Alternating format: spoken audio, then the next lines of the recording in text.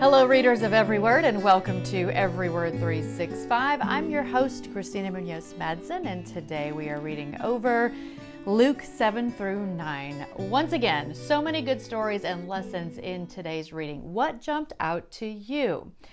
Here's the brief summary from Got Questions. Called the most beautiful book ever written, the Gospel of Luke begins by telling us about Jesus' parents, the birth of his cousin John the Baptist, Mary and Joseph's journey to Bethlehem where Jesus is born in a manger, and the genealogy of Christ through Mary. Jesus' public ministry reveals his perfect compassion and forgiveness through the stories of the prodigal son, the rich man and Lazarus, and the Good Samaritan. While many believe in this unprejudiced love that surpasses all human limits, many others, especially the religious leaders, challenge and oppose the claims of Jesus. Christ's followers are encouraged to count the cost of discipleship while his enemies seek his death on the cross. Finally, Jesus is betrayed, tried, sentenced, and crucified, but the grave cannot hold him. His resurrection assures the continuation of his ministry and, of course, saving the lost. I personally want to call attention to Luke 9:23. Then he said to the crowd, "If any of you wants to be my follower, you must give up your own way. Take up your cross daily and follow me." I love that Luke adds daily in his version.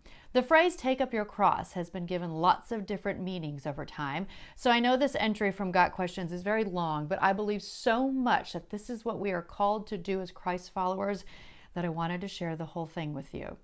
So the question they present is, what did Jesus mean when he said, "Take up your cross and follow me"? And again, that's in Matthew, Mark, and Luke.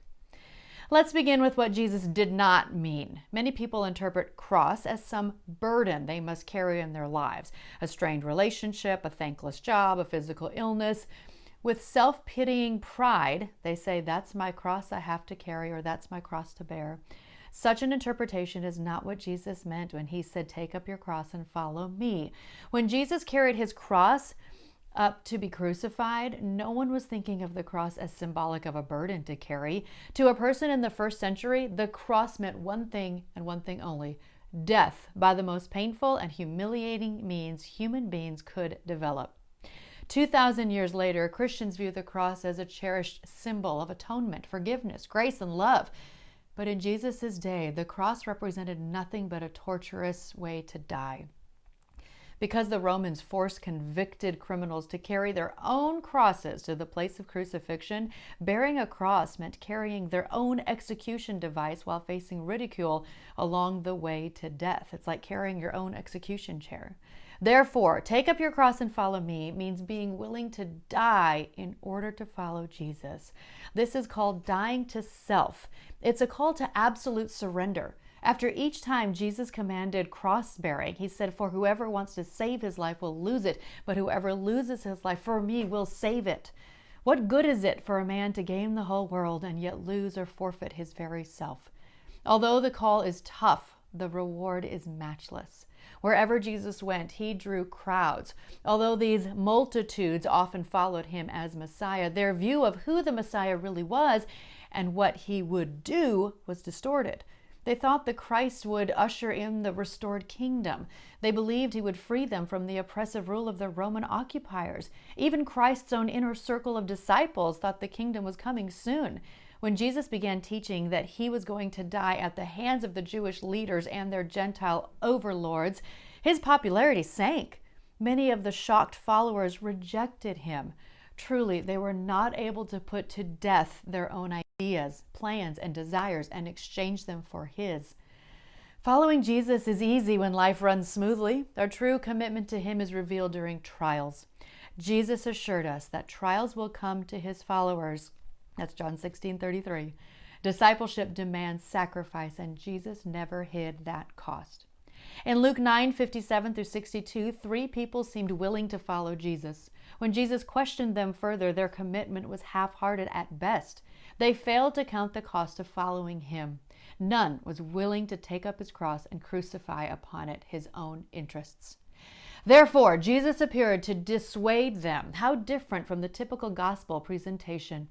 How many people would respond to an altar call that went, "Come follow Jesus and you may face the loss of friends, family, reputation, career, and possibly even your life"? The number of false converts would likely decrease. Such a call is what Jesus meant when he said, "Take up your cross and follow me." If you wonder if you are ready to take up your cross, consider these questions. Are you willing to follow Jesus if it means losing some of your closest friends? Are you willing to follow Jesus if it means alienation from your family? Are you willing to follow Jesus if it means the loss of your reputation? Are you willing to follow Jesus if it means losing your job? Are you willing to follow Jesus if it means losing your life? In some places of the world, these consequences are reality. But notice the questions are phrased, are you willing? Following Jesus doesn't necessarily mean all these things will happen to you, but are you willing to take up your cross? If there comes a point in your life where you are faced with a choice, Jesus or the comforts of this life, which will you choose? Commitment to Christ means taking up your cross daily, giving up your hopes, dreams, possessions, even your very life, if need be, for the cause of Christ. Only if you willingly take up your cross may you be called his disciple. The reward is worth the price. Jesus followed his call of death to self with the gift of life in Christ. For as you know, for whoever wants to save his life will lose it, but whoever loses his life for me will find it. Wow, that is intense, but so good. And again, all of that is from gotquestions.org, a great resource that we use a lot here at EveryWord365. Thank you for letting me share all that, and I hope it helps you know what take up your cross really means. Tomorrow's reading is Luke 10 through 12. Happy reading.